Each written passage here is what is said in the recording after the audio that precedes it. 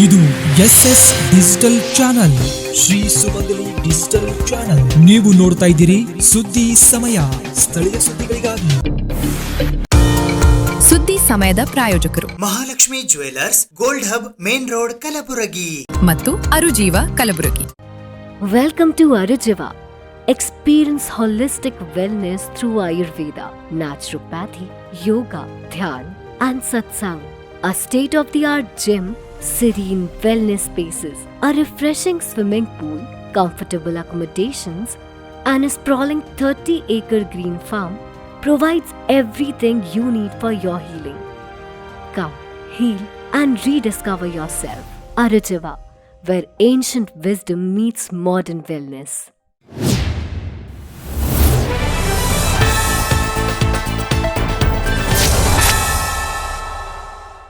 ಸುದ್ದಿ ಸಮಯಕ್ಕೆ ಸ್ವಾಗತ. ನಾನು RJ ಮಂಜು ಹಿರೋಳಿ.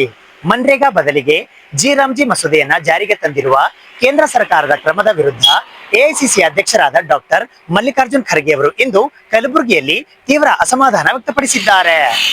ಮಹಾತ್ಮ ಗಾಂಧಿ ರಾಷ್ಟ್ರೀಯ ಗ್ರಾಮೀಣ ಉದ್ಯೋಗ ಖಾತರಿ ಯೋಜನೆಯನ್ನು ಮಾರ್ಪಡಿಸಿ ಜಿ ಬಿಲ್ ಜಾರಿಗೆ ತಂದಿರುವ ಕೇಂದ್ರ ಸರ್ಕಾರದ ಕ್ರಮಕ್ಕೆ AICC ಅಧ್ಯಕ್ಷ ಮಲ್ಲಿಕಾರ್ಜುನ ಖರ್ಗೆ ತೀವ್ರ ಅಸಮಾಧಾನ ವ್ಯಕ್ತಪಡಿಸಿದ್ದಾರೆ.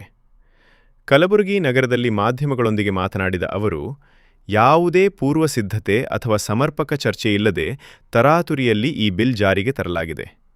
ಯೋಜನೆಯ ಹೆಸರಿನಲ್ಲಿ ಗಾಂಧಿ ಹೆಸರಿದ್ದರೆ ಇವರಿಗೇನು ತೊಂದರೆಯಾಗಿತ್ತು? ಜಿ ಎಂದು ಹೆಸರಿಟ್ಟು ಸರ್ಕಾರ ಏನನ್ನು ಸಾಧಿಸಲು ಹೊರಟಿದೆ ಎಂದು ಪ್ರಶ್ನಿಸಿದರು. ಈ ಬದಲಾವಣೆಯಿಂದಾಗಿ ದೇಶದ ಬಡಜನರಿಗೆ ಉದ್ಯೋಗ ಭದ್ರತೆಯ ಆತಂಕ ಎದುರಾಗಿದ್ದು, ಗ್ರಾಮೀಣ ಜನರ ಹಿತದೃಷ್ಟಿಯನ್ನು ಸರ್ಕಾರ ಬಲಿ ನೀಡುತ್ತಿದೆ ಎಂದು ಅವರು ಆರೋಪಿಸಿದರು. ಶಾಂತ ರೀತಿಯಿಂದ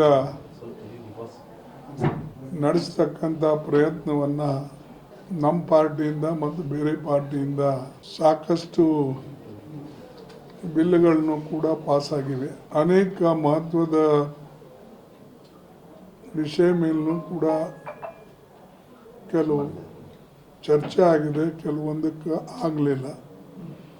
ಉದಾಹರಣೆಗೆ ಭಾಳ ಮಹತ್ವದಿರ್ತಕ್ಕಂಥ ಪೊಲ್ಯೂಷನ್ ದಿಲ್ಲಿಯಲ್ಲೇನಿದೆ, ಅದರಿಂದ ಸಾಕಷ್ಟು ಜನರಿಗೆ ತೊಂದರೆ ಆಗ್ತಾ ಇದೆ. ನನಗೂ ಕೂಡ ಅದರಿಂದ ಸಾಕಷ್ಟು ಒಂದು ವಿಶೇಷವಾದಂಥ ಶ್ವಾಸಕ್ಕೆ ತೊಂದರೆ ಆಗ್ತದೆ. ಅಂಥ ಒಂದು ಸಬ್ಜೆಕ್ಟ್ ಇತ್ತು, ಅದಕ್ಕೆ ಸರ್ಕಾರ ಅವಕಾಶ ಕೊಡಲಿಲ್ಲ. ಒಂದು. ಎರಡನೇದು, ನಾವು ಚರ್ಚೆಗೆ ಶಾಂತ ರೀತಿಯಿಂದ ತಯಾರಿದ್ದು ಅದನ್ನು ಅವರು ಸಮಾಧಾನವಾಗಿ ಒಂದೆರಡು ದಿವಸ ಹೆಚ್ಚಿನ ಚರ್ಚೆ ಮಾಡಿದರೆ ಅಥವಾ ಅವಕಾಶ ಕೊಟ್ಟಿದ್ರೆ ಅನೇಕ ಬಿಲ್ಗಳ ಮೇಲೆ ಇನ್ನೂ ಸವಿಸ್ತಾರವಾದಂಥ ಬೆಳಕು ನಾವು ಚೆಲ್ತಿದ್ದೀವಿ. ವಿಶೇಷವಾಗಿ ಅಟಾಮಿಕ್ ಎನರ್ಜಿ ಮತ್ತು ಮಹಾತ್ಮ ಗಾಂಧಿ ನರೇಗಾ ಯೋಜನೆ ಇದು ಅತ್ಯಂತ ಮಹತ್ವದ. ಗಡಬಡಿಯಲ್ಲಿ ಅವರು ಅದನ್ನು ಪಾಸ್ ಮಾಡಿಕೊಂಡ್ರು. ನಾನು 12 ಗಂಟೆ ತನಕ ಕುಂತು ಕೊನೆ ಸ್ಪೀಕರ್ ಆಗಿ ನಾನು ಮಾತಾಡಿದೆ. ಇದು ಒಂದು ದೊಡ್ಡ ಅನ್ಯಾಯ. ಸರ್ಕಾರ ಈ ನರೇಗಾ ಯೋಜನೆ ತೆಗೆದು ಬೇರೆ ಒಂದು ಯೋಜನೆ ರೂಪದಲ್ಲಿ ತರ್ತಕ್ಕಂಥದ್ದು ಮಾಡಿದ್ದು, ಇದು ದೇಶದ ಬಡಜನರಿಗೆ ಒಂದು ದೊಡ್ಡ ಕೊಡ್ಲಿ ಪೆಟ್ಟು ಹಾಕಿದೆ.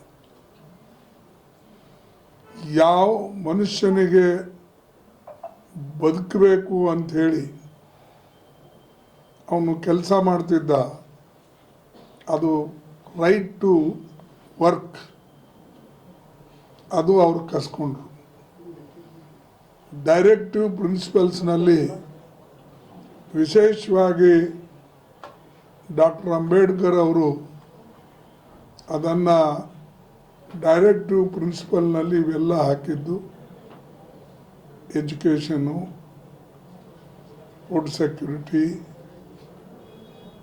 Right to work, right to health, right to forest, ಇಂಥವೆಲ್ಲ ಫಂಡಮೆಂಟಲ್ ರೈಟ್ಸ್ನಲ್ಲಿ ಹಾಕಬೇಕು ಅಂತಂದಾಗ ಅನೇಕ ಜನ ಕಾನ್ಸ್ಟಿಟ್ಯೂಂಟ್ ಅಸೆಂಬ್ಲಿಯಲ್ಲಿ ಸಲಹೆ ಮಾಡಿದ್ರು, ಇಲ್ಲ ಇವೆಲ್ಲನೂ ನಾವು ಫಂಡಮೆಂಟಲ್ ರೈಟ್ಸ್ನಲ್ಲಿ ಹಾಕಿದರೆ ಅಷ್ಟೊಂದು ಸರಿ ಆಗೋದಿಲ್ಲ, ಇವು ಡೈರೆಕ್ಟಿವ್ ಪ್ರಿನ್ಸಿಪಲ್ಸ್ನಲ್ಲಿ ಇದು ಏನಾರ ಹಾಕ್ಕೊಳ್ಳಿ ಅಂತ ಹೇಳಿದಾಗ ಬಾಬಾ ಸಾಹೇಬ್ ಅಂಬೇಡ್ಕರ್ ಅವರು ಡೈರೆಕ್ಟಿವ್ ಪ್ರಿನ್ಸಿಪಲ್ಸ್ನಲ್ಲಿ ಇವು ಹಾಕಿದರು.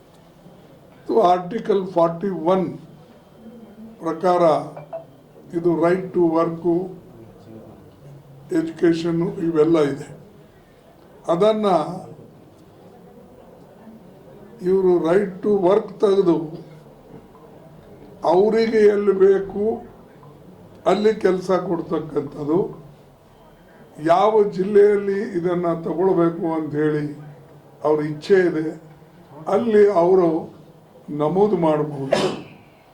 ಮತ್ತು ಎಲ್ಲಿ ಅವರಿಗೆ ಒಂದು ವಿಶೇಷವಾಗಿ ಯಾವ ಜಿಲ್ಲೆಗೆ ಯಾವ ತಾಲೂಕಕ್ಕೆ ಕೊಡಬೇಕು ಅನಿಸ್ತಕ್ಕಂಥ ಇಚ್ಛೆ ಇದ್ದರೆ ಅಲ್ಲಿ ಕೊಡಬೇಕು. ಆದರೆ ಮೊದಲಿನ ಕಾನೂನು ಏನಿತ್ತು,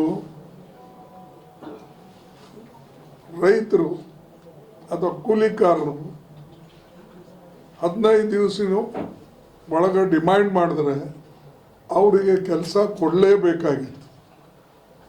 ಈಗ ಅದನ್ನು ತೆಗೆದುಹಾಕಿ ಅವರು ಒಂದು ಕಡೆ ಎಲ್ಲಿ ಅವಶ್ಯಕತೆ ಇದೆ ಅವರೇ ನೋಡಿಕೊಂಡು ಮಾಡ್ತೇವೆ ಅಂತ ಅನ್ನೋದು ಇದು ದೊಡ್ಡ ತಪ್ಪು. ಇದು ಬಡವರಿಗೆ ಮೋದಿಯವರು ಪ್ರಧಾನಮಂತ್ರಿಯಾಗಿ ಏನು ಕೆಲಸ ಮಾಡಿದ್ದಾರೆ ಅಂದರೆ ಇದು ರೈಟ್ ಟು ವರ್ಕ್ ಇರ್ತಕ್ಕಂಥ ತೆಗೆದು ತನಗೇನು ಬೇಕು ಅದನ್ನು ಮಾಡ್ತಕ್ಕಂಥದ್ದು ಮಾಡಿದ್ದಾರೆ. ಇದು ನಾವು ಕಂಡೆಮ್ ಮಾಡ್ತೇವೆ ಮತ್ತು ಥ್ರೂಔಟ್ ಕಂಟ್ರಿ ಇದು ಎಜುಕೇಷನ್ ನಾವು ನಡೆಸ್ತೇವೆ. ಎರಡನೇದು 60 ದಿವಸಿನ ಗ್ಯಾಪ್, ಅವಾಗ ಕೆಲಸ ಇಲ್ಲ ಅಂದರೆ ಆ 60 ದಿವಸಿನ ಒಳಗೆ ಜನ ಏನು ಮಾಡಬೇಕು ಕೂಲಿಕಾರ. ಈಗ ಕೆಲವು ಜನರ ಮಾತು ಕೇಳಿ ಅವರು 60 ದಿವಸ ಗ್ಯಾಪ್ ಕೊಟ್ಟಿದ್ದಾರೆ. ಏನೋ ಒಂದು 15 ದಿವಸ ಮಾಡಿದ್ರು, 8 ದಿವಸ ಮಾಡಿದ್ರು ನಡೆದು ಹೋಗ್ಬೋದು. ಆದರೆ ಸುಮಾರು 60 ದಿವಸ ಗ್ಯಾಪ್ ಕೊಟ್ಟು ಅವ್ರ ಹೊಟ್ಟೆ ಮೇಲೆ ಅವರಿಗೆ ಉಪವಾಸ ಕೆಡತಕ್ಕಂಥ ಕೆಲಸ ಮತ್ತೆ ಮಾಡಿದ್ದಾರೆ. ಮಕ್ಕಳಿಗೆ 2 ಹನಿ ಪೋಲಿಯೋ ಲಸಿಕೆ ಹಾಕಿದರೆ ಅವರ ಜೀವನ ಉಜ್ವಲವಾಗುತ್ತದೆ ಎಂದು ಕಲಬುರಗಿ ದಕ್ಷಿಣ ಮತಕ್ಷೇತ್ರದ ಶಾಸಕರಾದ ಅಲ್ಲಮಪ್ರಭು ಪಾಟೀಲ್ ಅವರು ಹೇಳಿದ್ದಾರೆ. ಮಕ್ಕಳಿಗೆ 2 ಹನಿ ಪೋಲಿಯೋ ಹಾಕಿದ್ರೆ ಅವರ ಜೀವನ ಉಜ್ವಲವಾಗುತ್ತದೆ ಎಂದು ಕಲಬುರಗಿ ದಕ್ಷಿಣ ಮತಕ್ಷೇತ್ರದ ಶಾಸಕರಾದ ಅಲ್ಲಮಪ್ರಭು ಪಾಟೀಲ್ರವರು ಹೇಳಿದರು. ಇಂದು ಪಲ್ಸ್ ಪೋಲಿಯೋ ಲಸಿಕಾ ಕಾರ್ಯಕ್ರಮದಲ್ಲಿ ಮಕ್ಕಳಿಗೆ ಪೋಲಿಯೋ ಲಸಿಕೆ ಹೆನಿ ಹಾಕುವ ಮೂಲಕ ಕಾರ್ಯಕ್ರಮವನ್ನು ಉದ್ಘಾಟಿಸಿದರು. ಇಂದು ಜಿಲ್ಲಾಡಳಿತ, ಜಿಲ್ಲಾ ಪಂಚಾಯತ್, ಕಲಬುರಗಿ ಹಾಗೂ ಆರೋಗ್ಯ ಮತ್ತು ಕುಟುಂಬ ಕಲ್ಯಾಣ ಇಲಾಖೆ, ತಾಲೂಕು ಪಂಚಾಯತ್ ಇವುಗಳ ಸಂಯುಕ್ತಾಶ್ರಯದಲ್ಲಿ ಆಯೋಜಿಸಿದ ಕಾರ್ಯಕ್ರಮದಲ್ಲಿ ಮಾತನಾಡಿದರು. ಸುಮಾರು ಇವತ್ತು 29,518,77 ಜನಸಂಖ್ಯೆ ಮತ್ತು 58,000 ಮನೆಗಳು, ಈ ರೀತಿ ಒಟ್ಟು 321 ಮಕ್ಕಳಿಗೆ ಈ ಗ್ರಾಮದಲ್ಲಿ ಲಸಿಕೆಯನ್ನು ಹಾಕ್ತಕ್ಕಂಥ ಕಾರ್ಯಕ್ರಮ. ಒಟ್ಟಾರೆ ಐಡೆಂಟಿಫೈ ಮಾಡಿದರೆ 321 5 ವರ್ಷದ ಮಕ್ಕಳು, 5 ವರ್ಷದ ಮಕ್ಕಳ ಸಂಖ್ಯೆ. ಈ ಒಂದು ಮಕ್ಕಳಿಗೆ ಒಟ್ಟು ಲಸಿಕಾ ಕೇಂದ್ರಗಳು ಕೂಡ ಈಗಾಗಲೇ ಸವಿಸ್ತಾರವಾಗಿ ಹೇಳಿದ್ದಾರೆ. ಮನೆಗೆ ಭೇಟಿ ಆಗ್ತಕ್ಕಂಥ 3 ದಿನಗಳ ಕಾಲ 1,475 ಮತ್ತು ಸಂಚಾರಿ ತಂಡಗಳು 31, ಒಟ್ಟು 1,682 ತಂಡಗಳು ತಮ್ಮ ಮನೆಗೆ ಬಂದು ಈ ಕೆಲಸವನ್ನು ಪ್ರಾರಂಭ ಮಾಡ್ತಾರೆ. ಮೇಲ್ವಿಚಾರಕರ ಸಂಖ್ಯೆ ಕೂಡ 334. ಲಸಿಕೆ ಹಾಕ್ತಕ್ಕಂಥವರು 3,364. ಈ ರೀತಿ ಸರ್ಕಾರ ಎಲ್ಲ ಗ್ರಾಮದಲ್ಲಿರ್ತಕ್ಕಂಥ ಸಾರ್ವಜನಿಕರಿಗೆ ಪವನ್ ಸಿಂಗ್ ಮೀನಾ ಅವರು ನಮ್ಮ ಜಿಲ್ಲಾ ಪಂಚಾಯತ್ ಸಿಒರು ಆಗಮಿಸ್ತಾ ಇದ್ದಾರೆ. ಅವರಿಗೂ ಕೂಡ ತಮ್ಮೆಲ್ಲರ ಪರವಾಗಿ ಸ್ವಾಗತವನ್ನು ಬಯಸ್ತೇವೆ. ತಮಗೆ ಅನುಕೂಲ ಆಗ್ತಕ್ಕಂಥ ರೀತಿಯಲ್ಲಿ ಈ ಪೋಲಿಯೋ ಮುಕ್ತ ಭಾರತ ಆಗಬೇಕು, ಪೋಲಿಯೋ ಮುಕ್ತ ಕರ್ನಾಟಕ ಆಗಬೇಕು. ಹಿಂದಿನ ಕಾಲದಲ್ಲಿ ಭಾಳಷ್ಟು ಮಕ್ಕಳಿಗೆ ಈ ಎಲ್ಲ ಸೌಲಭ್ಯ ಇರದೆ ಭಾಳಷ್ಟು ಮಕ್ಕಳು ಅಂಗವಿಕಲತೆಯನ್ನು ಕಾಣ್ತಾ ಇದ್ರು.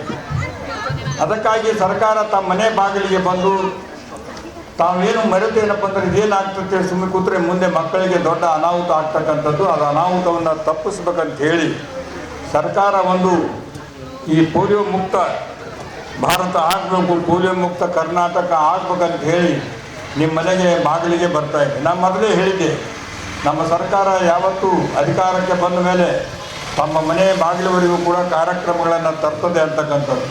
ಅಗ್ರಿಕಲ್ಚರ್ ಕಾರ್ಯಕ್ರಮ ಆಗಿರ್ಬೋದು, ಇವತ್ತು ಸಾಮಾಜಿಕ ಕಾರ್ಯಕ್ರಮ ಆಗಿರ್ಬೋದು, ಸಾರ್ವಜನಿಕರಿಗೆ ಸ್ಪಂದನೆ ಮಾಡ್ತಕ್ಕಂಥ ಕಾರ್ಯಕ್ರಮ ಆಗ್ಬೋದು.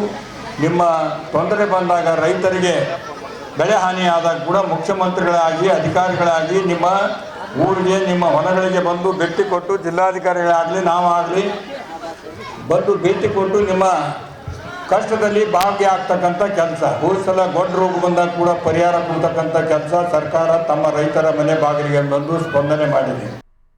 ಪಟ್ಟಣ ಗ್ರಾಮದಲ್ಲಿರುವ ಆಯುಷ್ಮಾನ್ ಆರೋಗ್ಯ ಕೇಂದ್ರದಲ್ಲಿ ಇಂದು ಆಯೋಜಿಸಲಾಗಿದ್ದ ಕಾರ್ಯಕ್ರಮದಲ್ಲಿ ಮುಖ್ಯ ಅತಿಥಿಗಳಾಗಿ ಕಲಬುರಗಿಯ ಮಾನ್ಯ ಜಿಲ್ಲಾಧಿಕಾರಿಗಳು ಫೌಜಿಯಾ ತರನ್ನುಮ್ ಅವರು ಆಗಮಿಸಿದ್ದರು. ಅವರು ಈ ಒಂದು ಕಾರ್ಯಕ್ರಮದಲ್ಲಿ ಒಟ್ಟು ಮನೆಗಳ ಸಂಖ್ಯೆ 5,80,045 ಇದ್ದು, 5 ವರ್ಷದ ಒಳಗಿನ ಮಕ್ಕಳ ಸಂಖ್ಯೆ 3,50,716 ಕುರಿತು ಮಾಹಿತಿಯನ್ನು ನೀಡಿದರು. ಇವತ್ತು ದಿನ ನಾವು ಇಡೀ ಕರ್ನಾಟಕದಲ್ಲಿ ಎಲ್ಲ ಕಡೆ ಬೂತ್ ಮಾಡಿಕೊಂಡು ಪ್ರತಿಯೊಬ್ಬ 5 ವರ್ಷದಿಂದ ಕಡಿಮೆ ಇರೋದು ಮಗುಗೆ 2 ಹನಿ ಪೋಲಿಯೋ ಡ್ರಾಪ್ಸ್ ಅನ್ನು ನಾವು ಸೇವನೆ ಮಾಡ್ತಾ ಇದ್ದೀವಿ. ತಮಗೆ ಗೊತ್ತಿರೋ ಹಾಗೆ ಇದು ಬರೀ ನಮ್ಮ ಆರೋಗ್ಯ ಇಲಾಖೆದು ಒಂದೇ ಕಾರ್ಯ ಅಲ್ಲ, ಪ್ರತಿಯೊಂದು ಇಲಾಖೆಯವ್ರ ಜೊತೆ ಕೈ ಜೋಡಿಸಿ ನಮ್ಮ ಸಿಟಿ ಕಾರ್ಪೊರೇಷನ್ ಇರಬಹುದು, ULBs ಇರಬಹುದು, ಗ್ರಾಮ ಪಂಚಾಯತ್ಗಳು ಇರಬಹುದು, ಎಜುಕೇಶನ್ ಡಿಪಾರ್ಟ್ಮೆಂಟ್ ಶಿಕ್ಷಣ ಇಲಾಖೆಯವರು ಇರಬಹುದು, ಪ್ರತಿಯೊಂದು ಇಲಾಖೆಯವರು ಅವ್ರ ಜೊತೆ ಕೈ ಜೋಡಿಸಿ WCD ನಮ್ಮ ಮಹಿಳಾ ಮತ್ತು ಮಕ್ಕಳ ಕಲ್ಯಾಣ ಇಲಾಖೆ ಇರಬಹುದು, ನಮ್ಮ KKRTCನವರು ಇರಬಹುದು, ಪ್ರತಿಯೊಂದು ಇಲಾಖೆಯವರು ಸೇರಿ ಈ ಒಂದು ಮಹತ್ವಪೂರ್ಣ ಕಾರ್ಯಕ್ರಮ ನಾವು ಮಾಡ್ತಾ ಇದ್ದೀವಿ. ಇಡೀ ಕರ್ನಾಟಕದಲ್ಲಿ ಇವತ್ತು ಬೂತ್ಗಳಲ್ಲಿ ನಾವು ಪೋಲಿಯೋ ಡ್ರಾಪ್ಸ್ ವಿತರಣೆ ಮಾಡ್ತಾ ಇದ್ದೀವಿ. ಅದಲ್ಲದೆ ನಾಳೆ, ನಾಳಿದ್ದು ಮತ್ತು 3 ದಿನ 22ನೇ ತಾರೀಕಿಂದ 24ನೇ ತಾರೀಕಿನವರೆಗೆ ಸಂಚಾರಿ ತಂಡವನ್ನು ರಚನೆ ಮಾಡಿ ಸೂಕ್ಷ್ಮ ಪ್ರದೇಶದಲ್ಲಿ ಅಲ್ಲಿ ಸಹ ಮನೆ ಮನೆ ಭೇಟಿ ನೀಡಿ ಸೂಕ್ಷ್ಮ ಪ್ರದೇಶಗಳಲ್ಲಿ ತಿರುಗಾಡಿ ಪ್ರತಿಯೊಬ್ಬರಿಗೆ ಸೇವನೆ ಮಾಡುವ ರೀತಿ ಒಂದು ಏನ್ ನಾವು ಇಟ್ಕೊಂಡು ಗುರಿ ಇಟ್ಕೊಂಡು ನಾವು ಕಾರ್ಯ ಮಾಡ್ತಾ ಇದ್ದೀವಿ. ಗೊತ್ತಿರೋ ಹಾಗೆ ಇವತ್ತು 21 ತಾರೀಕು ಭಾನುವಾರ ಎಲ್ಲ ಕಡೆ ಪಲ್ಸ್ ಪೋಲಿಯೋ 2 ಹನಿ 5 ವರ್ಷಕ್ಕಿಂತ ಕಡಿಮೆ ಇರುವಂಥ ಮಕ್ಕಳಿಗೆ ನಾವು ಎಲ್ಲ ಕಡೆ ಕೊಡ್ತಾ ಇದ್ದೀವಿ. ಇದು ಕರ್ನಾಟಕದಲ್ಲಿ ಮತ್ತು ಬಹಳಷ್ಟು ರಾಜ್ಯಗಳಲ್ಲಿ ಪ್ರೋಗ್ರಾಮ್ ನಡೀತಾ ಇದೆ. ತಮಗೆ ಗೊತ್ತಿದೆ, ಪಲ್ಸ್ ಪೋಲಿಯೋ ಒಂದು ಗೌರ್ಮೆಂಟಲ್ಲಿ ಒಂದು ಪ್ರೋಗ್ರಾಮ್ ನೋಡಬೇಕಾದ್ರೆ ಒಂದು ಮಾದರಿ ಪ್ರೋಗ್ರಾಮ್ ಆಗಿದೆ. ಅಷ್ಟು ಚೆನ್ನಾಗಿ ನಾವು ಪ್ಲಾನ್ ಮಾಡ್ತೀವಿ, ಅಷ್ಟು ಚೆನ್ನಾಗಿ ಸಕ್ಸಸ್ ಆಗಿದೆ. ನಮ್ಮ ದೇಶದ ಒಂದು ಪೋಲಿಯೋ ಮುಕ್ತ ಆಗಿ ಬಹುಶಃ 10 ವರ್ಷ ಮೇಲೆ ಆಗಿದೆಲ್ಲ, ನಮ್ಮ ದೇಶ ಪೋಲಿಯೋ ಮುಕ್ತ ಆಗಿದೆ. ಸೊ ಅದರಲ್ಲಿ ನಮಗೆ ಗೊತ್ತಿದೆ, ಒಂದು ಕೇಸ್ ಕೂಡ ಬಂದಿಲ್ಲ. ಅಂದರೆ ಈಗ ಅದರಲ್ಲಿ ನಮ್ಮ ಆರೋಗ್ಯ ಇಲಾಖೆದು ಎಲ್ಲ ಅಧಿಕಾರಿಗಳದ್ದು, ಜನರದ್ದು, ಎಲ್ಲ ಜನತೆಗಳದ್ದು, ಎಲ್ಲ ಅಧಿಕಾರಿಗಳದ್ದು ಅದರಲ್ಲಿ ಕಂಟ್ರಿಬ್ಯೂಷನ್ ಇದೆ, ಕೊಡುಗೆ ಇದೆ. ಸೊ ಪಲ್ಸ್ ಪೋಲಿಯೋ ಅಭಿಯಾನ ಒಂದು ಗೌರ್ಮೆಂಟ್ ಅಲ್ಲಿ ಇರ್ತಕ್ಕಂಥ ಒಂದು ಪ್ರೋಗ್ರಾಮ್ ನಾವು ಕರೆಕ್ಟಾಗಿ ಚೆನ್ನಾಗಿ ಪ್ಲಾನಿಂಗ್ ಮಾಡಿದ್ರೆ ಎಲ್ಲ ಡಿಪಾರ್ಟ್ಮೆಂಟ್ ಅವರು ಸೇರಿ, ಜನಪ್ರತಿನಿಧಿಗಳು ಸೇರಿ, ಮೀಡಿಯಾದವರು ಸೇರಿ, ಎಲ್ಲ ಸೇರಿ ನಾವು ಕರೆಕ್ಟಾಗಿ ಕೆಲಸ ಮಾಡಿದ್ರೆ ಖಂಡಿತ ಅದೇ ರೀತಿ ನಾವು ಸಕ್ಸಸ್ ಮಾಡಬಹುದು.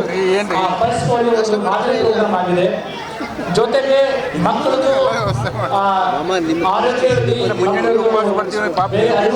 ಈ ವಿಷಯ ಬಗ್ಗೆ ಜಿಲ್ಲಾಡಳಿತದ್ದು, ಜಿಲ್ಲಾ ಪಂಚಾಯತ್, ಆರೋಗ್ಯ ಇಲಾಖೆದು, ಕರ್ನಾಟಕ ಸರ್ಕಾರ ಯಾವಾಗಲೂ ಒಂದು ಪ್ರೈವೇಟ್ ಇದೆ. ತಾವು ಇಲ್ಲಿ ನೋಡಬಹುದು, ಒಂದು ಕಡೆ ಆರೋಗ್ಯ ಮತ್ತು ಕ್ಷೇಮ ಕೇಂದ್ರ ಇದೆ, ಇನ್ನೊಂದು ಕಡೆ ತಾವು ಗ್ರಾಮ ಪಂಚಾಯತ್ ಅರಿವು ಕೇಂದ್ರ ನೋಡಬಹುದು.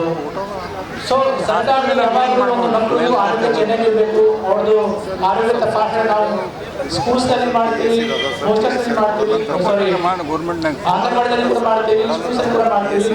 ನಮ್ಮ ರಾಷ್ಟ್ರೀಯ ಬಾಲ ಸ್ವಾಸ್ಥ್ಯ ಕಾರ್ಯಕ್ರಮ ಮುಖಾಂತರ ಎಲ್ಲ ಮಕ್ಕಳಿಗೆ ವರ್ಷದಲ್ಲಿ 2 ಸಲ ಎಲ್ಲ ತರ ಒಂದು ತಪಾಸಣೆ ಮಾಡ್ತೀವಿ. ನಮ್ಮ ಮೆಡಿಕಲ್ ಡಾಕ್ಟರ್ಸ್ ತಂಡ ಆ ಸಂಬಂಧಿತ ಶಾಲೆಗೆ ಮತ್ತು ಅಂಗನವಾಡಿಗೆ ಭೇಟಿ ಮಾಡ್ತಾರೆ, ಒಂದು ಟೈಮ್ ರಚನೆ ಮಾಡ್ತಾರೆ. ಎಲ್ಲರಿಗೂ ನಮಸ್ಕಾರ.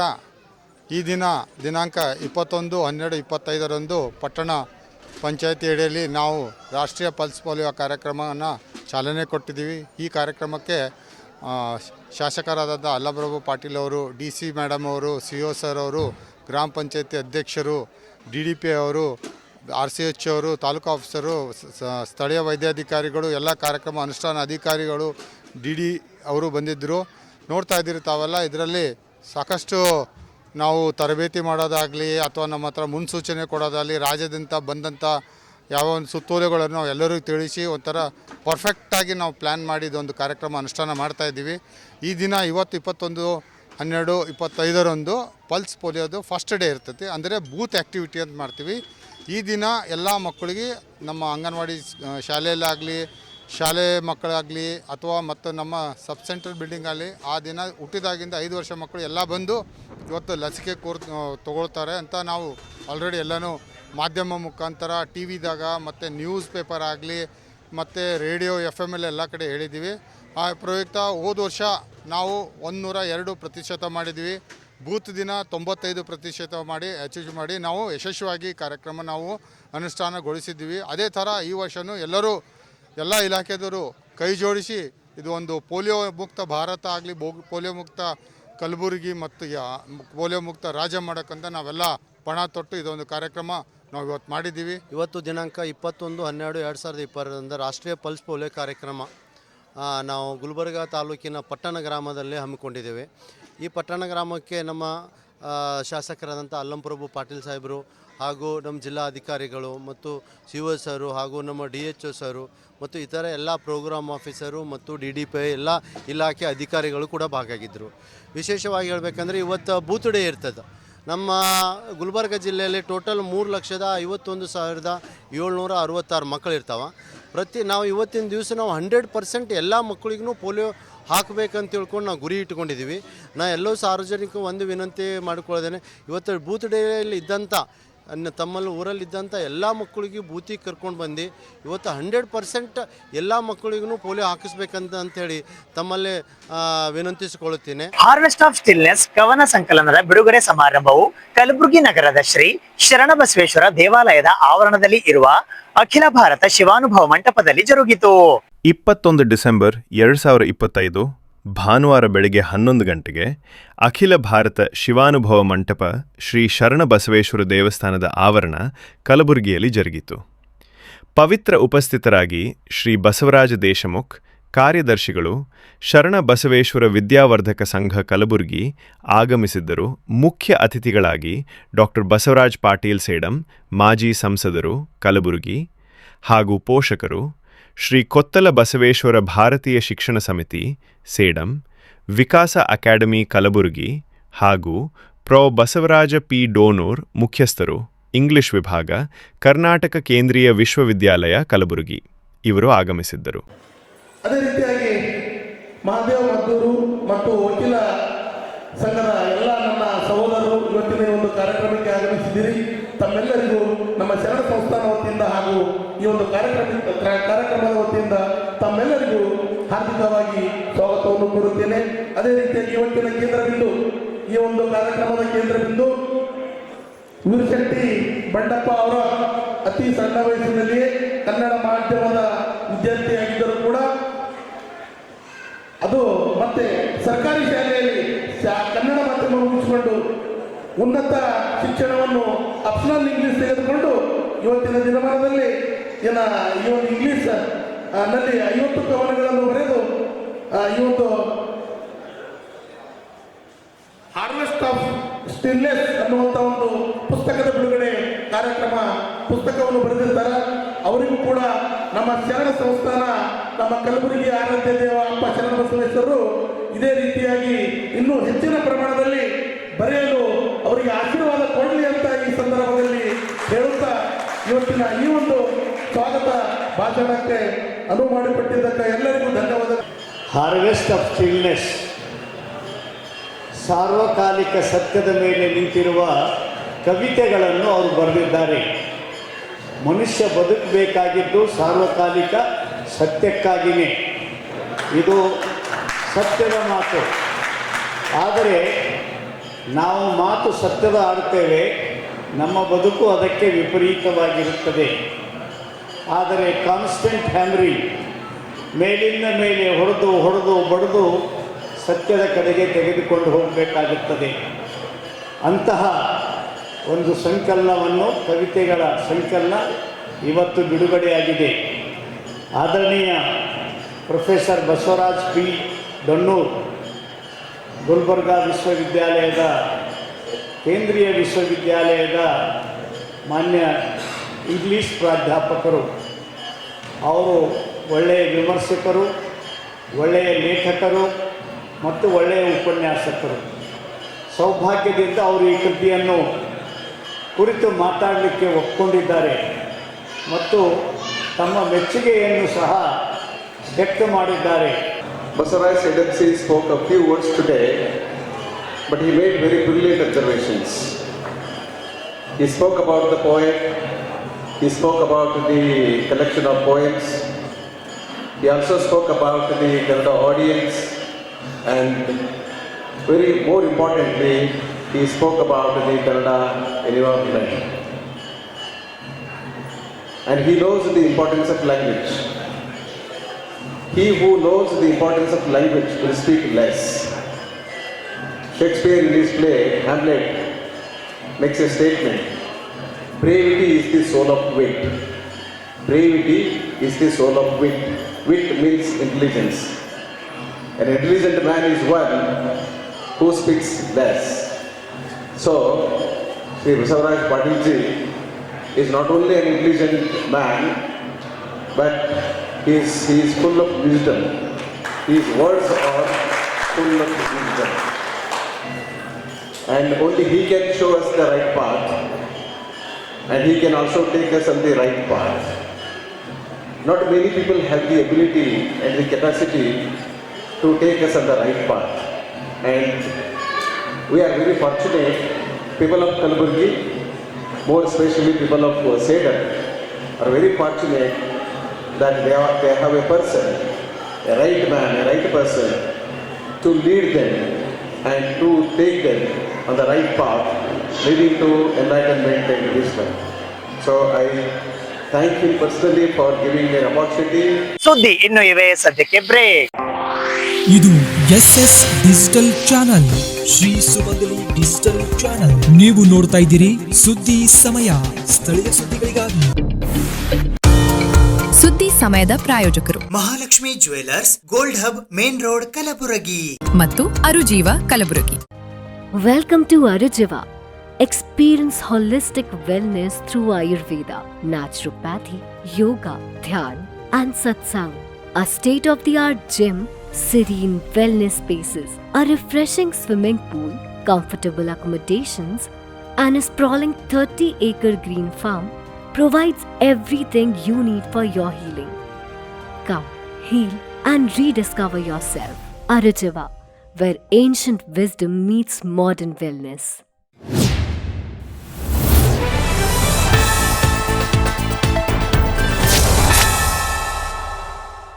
ವೀಣಾ ಬನ್ನಂಜೆ ಅವರ ಕೃತಿ ಆಧಾರಿತ ನನ್ನ ಪಿತಾಮಹ ನಾಟಕ ಪ್ರದರ್ಶನವು ಕಲಬುರಗಿ ನಗರದ ಕನ್ನಡ ಭವನದಲ್ಲಿ ಇಂದು ಜರುಗಿತು. ಜಿಲ್ಲಾ ಕನ್ನಡ ಸಾಹಿತ್ಯ ಪರಿಷತ್ತು ಕಲಬುರಗಿ ಹಾಗೂ ಸಂಸ್ಕಾರ ಭಾರತಿ ಕಲಬುರಗಿಯ ವತಿಯಿಂದ ವೀಣಾ ಬನ್ನಂಜರವರ ಕೃತಿ ಆಧಾರಿತ ನನ್ನ ಪಿತಾಮಹ ನಾಟಕ ಪ್ರದರ್ಶನ 21 ಡಿಸೆಂಬರ್ 2025ರಂದು ಮಧ್ಯಾಹ್ನ 1:15 ಕನ್ನಡ ಭವನ ಕಲಬುರಗಿಯಲ್ಲಿ ಜರುಗಿತು. ಇದರ ಉದ್ಘಾಟನೆಗಾಗಿ ಡಾಕ್ಟರ್ ಶಶೀಲ್ ಜಿ ನಮೋಶಿ ವಿಧಾನ ಪರಿಷತ್ ಸದಸ್ಯರು ಆಗಮಿಸಿದ್ದರು. ಅಧ್ಯಕ್ಷತೆಯನ್ನು ವಿಜಯಕುಮಾರ್ ಪಾಟೀಲ ತೇಗಲತಿಪ್ಪಿ ಅಧ್ಯಕ್ಷರು, ಜಿಲ್ಲಾ ಕನ್ನಡ ಸಾಹಿತ್ಯ ಪರಿಷತ್ತು ಕಲಬುರಗಿ ಇವರು ವಹಿಸಿದ್ದರು. ಮುಖ್ಯ ಅತಿಥಿಗಳಾಗಿ ಡಾಕ್ಟರ್ SS ಗುಬ್ಬಿ ವೈದ್ಯ ಸಾಹಿತಿಗಳು, ಶ್ರೀಮತಿ ಲೀಲಾವತಿ ಕುಲಕರ್ಣಿ ಅಧ್ಯಕ್ಷರು ಸಂಸ್ಕಾರ ಭಾರತಿ ಕಲಬುರಗಿ, ಕುಮಾರಿ ಮಾಲಾ ದನ್ನೂರ್ ಅಧ್ಯಕ್ಷರು ಯಜ್ಞ ಚಾರಿಟೇಬಲ್ ಟ್ರಸ್ಟ್ ಆಗಮಿಸಿದ್ದರು. ಇದೇ ಸಂದರ್ಭದಲ್ಲಿ ಮಕ್ಕಳಿಂದ ಸಾಂಸ್ಕೃತಿಕ ಕಾರ್ಯಕ್ರಮಗಳು ಜರುಗಿದವು. ಈ ನಾಟಕದಲ್ಲಿ ಮುಖ್ಯ ಪಾತ್ರ ಮತ್ತು ನಿರ್ದೇಶನ ಶ್ರೀ ಸುಚೇಂದ್ರ ಪ್ರಸಾದ್, ಚಲನಚಿತ್ರ ಹಾಗೂ ರಂಗಭೂಮಿ ಕಲಾವಿದರು ನಿರ್ವಹಿಸಿದರು.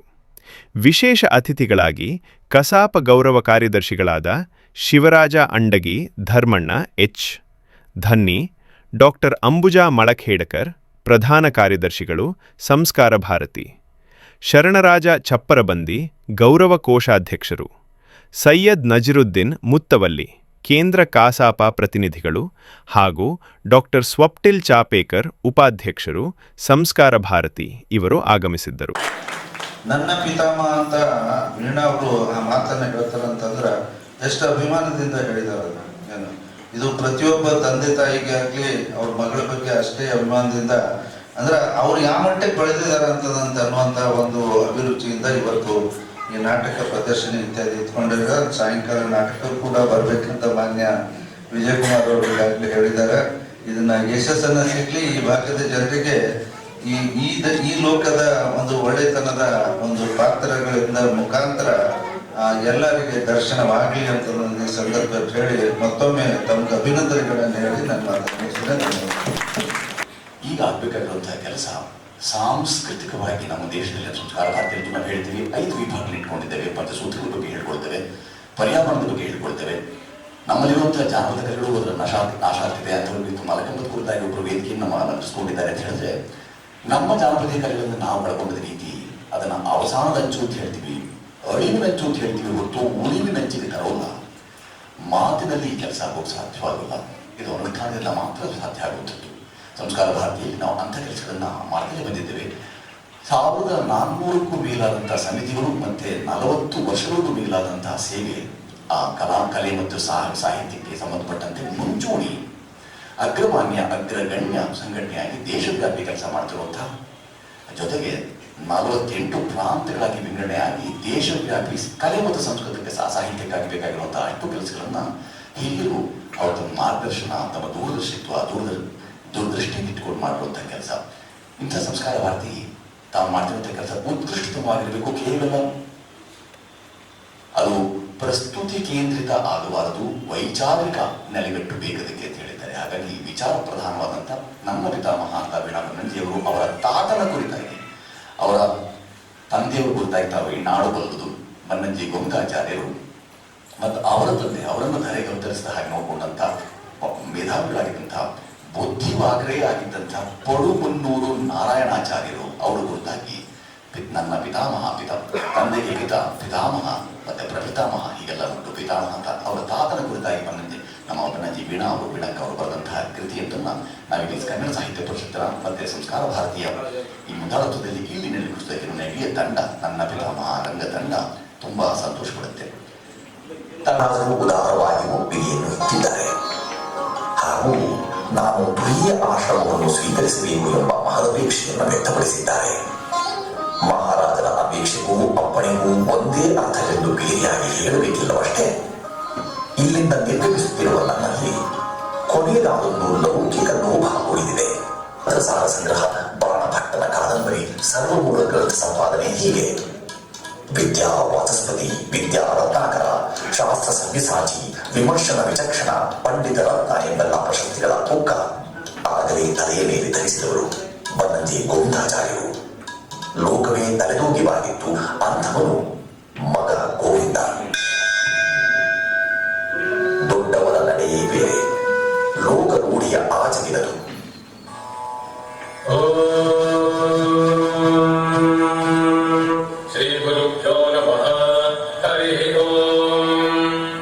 ಬಿ ಶ್ಯಾಮ್ ಸುಂದರ್ ರವರ 117ನೇ ಜಯಂತ್ಯೋತ್ಸವ ಕಾರ್ಯಕ್ರಮವು ಬಸವೇಶ್ವರ ಸಮಾಜ ಸೇವಾ ಬಳಗ ಹಾಗೂ ಜನವಾದಿ ಛಾತ್ರ ಸಂಘದ ವತಿಯಿಂದ ಜರುಗಿತು.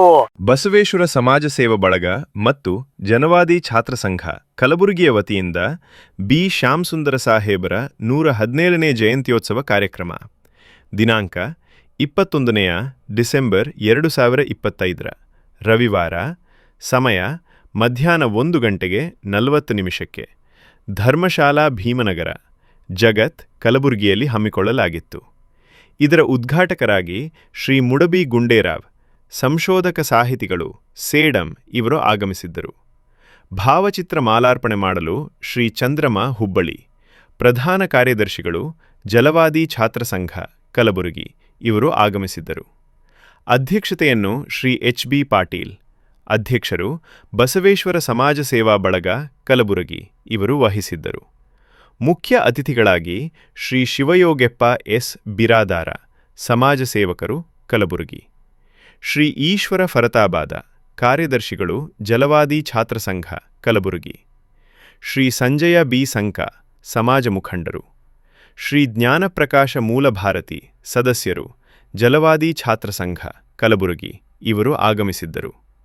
ಪ್ರಾಸ್ತಾವಿಕ ನುಡಿಗಳನ್ನಾಡಲು ಡಾಕ್ಟರ್ ಸುನೀಲ್ ಕುಮಾರ್ ವಂಟಿ, ಅಧ್ಯಕ್ಷರು, doctor BR Ambedkar integrated research institute ಇವರು ಆಗಮಿಸಿದ್ದರು. ಈ ಸಂದರ್ಭದಲ್ಲಿ ಬಸವೇಶ್ವರ ಸಮಾಜ ಸೇವಾ ಬಳಗ ಮತ್ತು ಜನವಾದಿ ಛಾತ್ರ ಸಂಘ ಕಲಬುರಗಿ ಎಲ್ಲ ಪದಾಧಿಕಾರಿಗಳು ಹಾಗೂ ಸರ್ವ ಸದಸ್ಯರು ಉಪಸ್ಥಿತರಿದ್ದರು. ಕಲ್ಯಾಣ ಕರ್ನಾಟಕದ ಧೀಮಂತ ನಾಯಕರು ಮತ್ತು ದಲಿತರ ಆಶಾಕಿರಣ, ನಮ್ಮೆಲ್ಲರಿಗೂ ಉಸಿರನ್ನು ಕೊಟ್ಟಿರುವಂಥ ಮಹಾನ ಚೇತನ ಬಿ ಶ್ಯಾಮಸುಂದರ್ ಅವರ 117ನೇ ಹುಟ್ಟುಹಬ್ಬದ ಅಂಗವಾಗಿ ಈ ಜಗತ್ ಭೀಮನಗರ ಬಡಾವಣೆಯ ಧರ್ಮಶಾಲೆಯಲ್ಲಿ ಆಚರಣೆ ಹಿನ್ನೆಲೆಯಲ್ಲಿ ಇವತ್ತು ಬಾಬಾ ಸಾಹೇಬರ ಚರಿತ್ರೆಯನ್ನು ನಮ್ಮ ಭವಿಷ್ಯದ ಮಕ್ಕಳಿಗೆ ಗೊತ್ತಾಗಬೇಕಾದರೆ ನಾವೆಲ್ಲರೂ ಬಾಬಾ ಸಾಹೇಬರ ಅನುಗ್ರಹದಿಂದ ಬಿ ಶ್ಯಾಮಸುಂದರ್ ಸಾಹೇಬರು ಈ ಭಾಗದ ಅನೇಕ ಜನಪರವಾದ ಮತ್ತು ದಲಿತ ಪರವಾದಂಥ ಹೋರಾಟಗಳನ್ನು ಮಾಡಿ ಈ ಅಂದಿನ ಕಾಲದಲ್ಲಿ, ನಿಜಾಮನ ಕಾಲದಲ್ಲಿ ಯಾವ ದಲಿತರಿಗೆ ಭೂಮಿ ಇರಲಿಲ್ಲ, ಮನೆ ಇರಲಿಲ್ಲ, ಅಂಥ ಭೂಮಿ ಮತ್ತು ಮನೆಯನ್ನು ನೀಡಿರುವಂಥ ಮಹಾನ ವ್ಯಕ್ತಿ.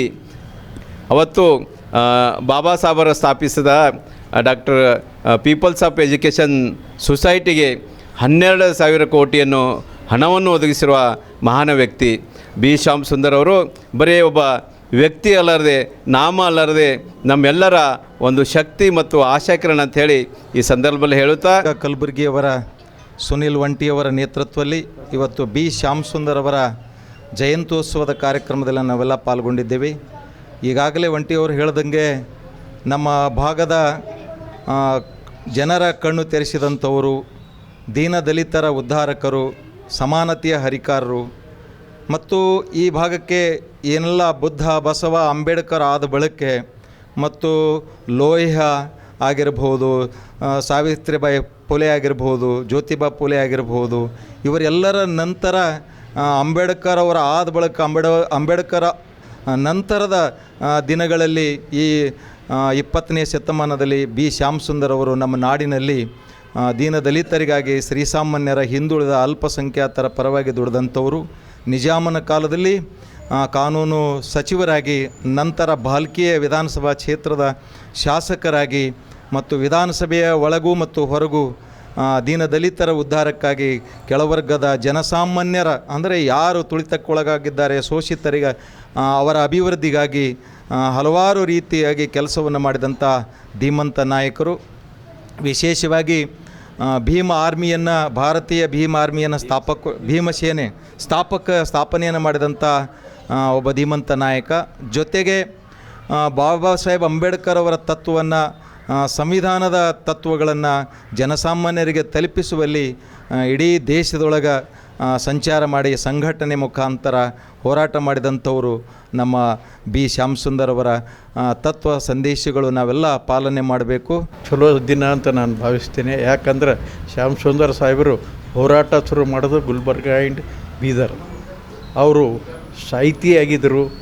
ನಿಜಾಮ ಜಮಾನದಾಗ ಎಜುಕೇಷನ್ ಸಲಕ್ಕೆ ನಿಜಾಮನ ಸಂಘಟ ಫೈಟ್ ಮಾಡಿ ದಲಿತರಿಗೆ, ಆನಂತರ ಹಿಂದುಳಿದವರಿಗೆ, ಹೆಣ್ಮಕ್ಳಿಗೆ ಎಲ್ಲರಿಗೆ ಡಾಕ್ಟರ್ ಬಾಬಾ ಸಾಹೇಬ್ ಅಂಬೇಡ್ಕರ್ ತತ್ವ ಇತ್ತು. ಆ ಸಿದ್ಧಾಂತ ಮೇಲೆ ಅವರು ಹೋರಾಟ ಮಾಡ್ತಿದ್ರು.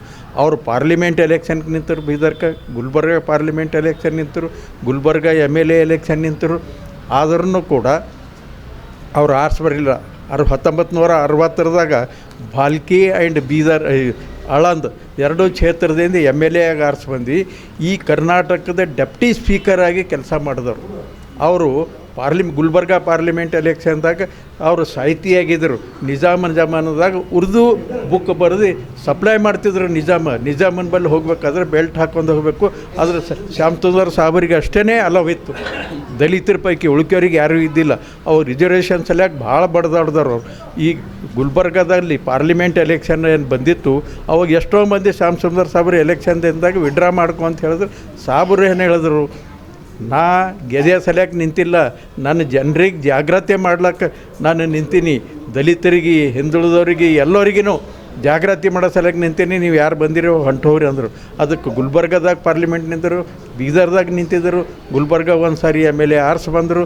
ಈ ರೀತಿ ಅವರು ಒಂದು ಹೋರಾಟ ಇತ್ತು. ಕಲಬುರಗಿ ನಗರದ PM ಶ್ರೀ ಕೇಂದ್ರೀಯ ವಿದ್ಯಾಲಯದಲ್ಲಿ 10 ದಿನಗಳ ಬ್ಯಾಗ್ಲೆಸ್ ಕಾರ್ಯಕ್ರಮದ ಉದ್ಘಾಟನಾ ಸಮಾರಂಭ ಜರುಗಿತು. ಕಲಬುರಗಿಯ PM ಶ್ರೀ ಕೇಂದ್ರೀಯ ವಿದ್ಯಾಲಯದಲ್ಲಿ ಶನಿವಾರದಿಂದ 10 ದಿನಗಳ ಬ್ಯಾಗ್ಲೇಸ್ ಡೇ ಅಂಗವಾಗಿ 10 ದಿನಗಳ embroidery, clay model, photography, Madhubani painting, calligraphy, Warli art 6ನೇ ತರಗತಿಯಿಂದ 8ನೇ ತರಗತಿಯ ವಿದ್ಯಾರ್ಥಿಗಳಿಗಾಗಿ ಆಯೋಜಿಸಲಾಗಿದ್ದು, ಶಾಲೆಯ ಪ್ರಾಚಾರ್ಯರಾದ ಭೂಪೇಂದ್ರ ಬುರಾಡಿಯಾ ಅವರು ದೀಪ ಬೆಳಗಿಸುವ ಮೂಲಕ ಕಾರ್ಯಕ್ರಮಕ್ಕೆ ಚಾಲನೆ ನೀಡಿದರು. ತರಗತಿವಾರು 5 ವಿದ್ಯಾರ್ಥಿಗಳ ಗುಂಪುಗಳನ್ನು ರಚಿಸಿ ಸಂಪನ್ಮೂಲ ವ್ಯಕ್ತಿ ಎಂಬ್ರಾಯ್ಡ್ರಿ ಮಹಾದೇವಿ ಅವರು ಬಟ್ಟೆ ಮೇಲೆ ಕಸೂತಿಯ ಕಲೆ ಬಗ್ಗೆ ಹೇಳಿದರು. ಕ್ಲೇ ಮಾಡೆಲ್ ಗೋಪಾಲ ಕೆಪಿ ವಿದ್ಯಾರ್ಥಿಗಳಿಗೆ ಮಣ್ಣಿನಲ್ಲಿ ಮಡಿಕೆ ಹೂದಾನಿ ಗಣೇಶ ಮೂರ್ತಿಗಳನ್ನು ಮಾಡಿಸಿದರು.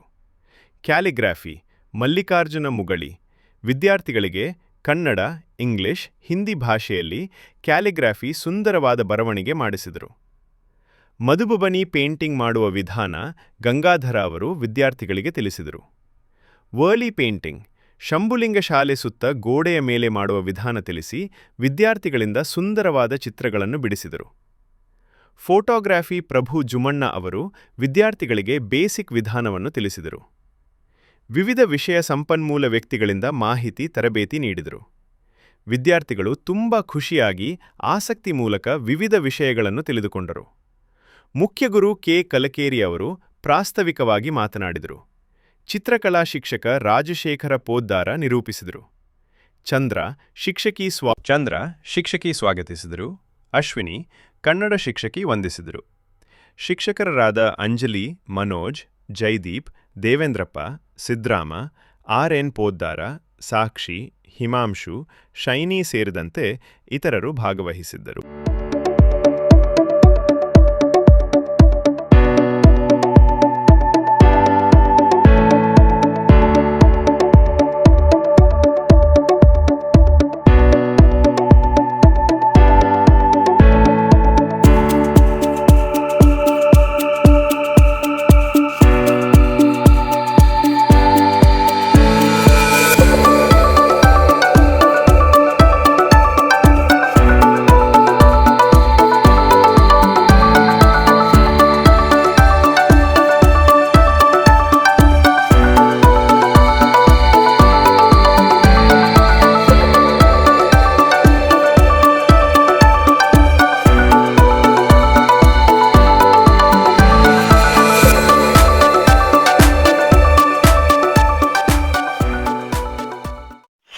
ಇದು ಇವತ್ತಿನ ಸುದ್ದಿ ಸಮಯ. ಸ್ಥಳೀಯ ಸುದ್ದಿಗಳಿಗಾಗಿ ನೋಡ್ತಾ ಇರಿ ಸುದ್ದಿ ಸಮಯ.